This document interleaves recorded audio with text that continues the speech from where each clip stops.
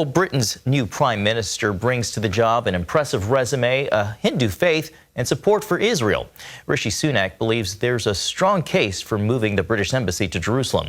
He's also pledged to stand against a global campaign to isolate the Jewish state. Dale Hurd has a story. Well, Rishi Sunak will be the first Hindu Prime Minister of Great Britain. That's been almost a non-issue in a nation in desperate need of a competent leader. Prime Minister.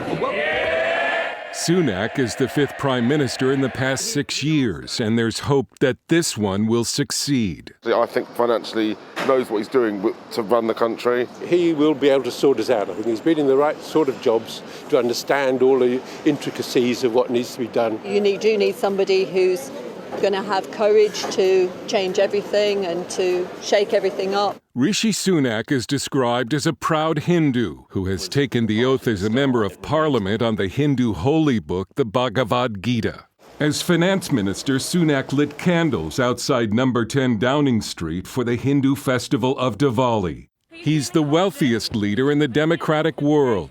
He and his wife are worth around $1 billion. Sunak has voiced strong support for Israel, saying Jerusalem is undisputably the historic capital of the Jewish state, and there's a very strong case for moving Britain's embassy from Tel Aviv to Jerusalem. He is also opposed to the boycott, divestment, and sanctions movement against Israel, and has spoken out strongly against anti-Semitism.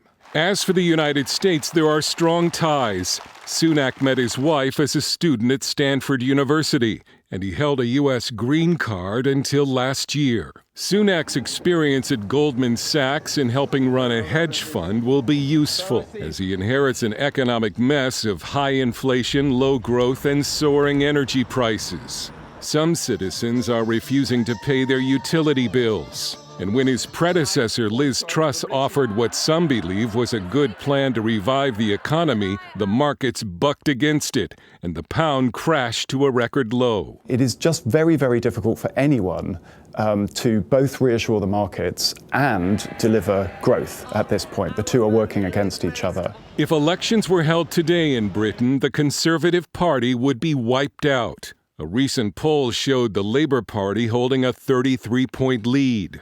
Sunak has 2 years to turn that around and fix Britain's problems before the next election. As long as he can muster a majority in a vote of confidence in the House of Commons, he will stay as Prime Minister. As to whether he can survive that, again, governments depend on the confidence only of one thing, which is not the opinion polls or even the markets, but the votes in the House of Commons. Sunak is described as the least unpopular leader of a very unpopular party. And at 42, he's the youngest Prime Minister since Lord Liverpool in 1812. Dale Hurd, CBN News.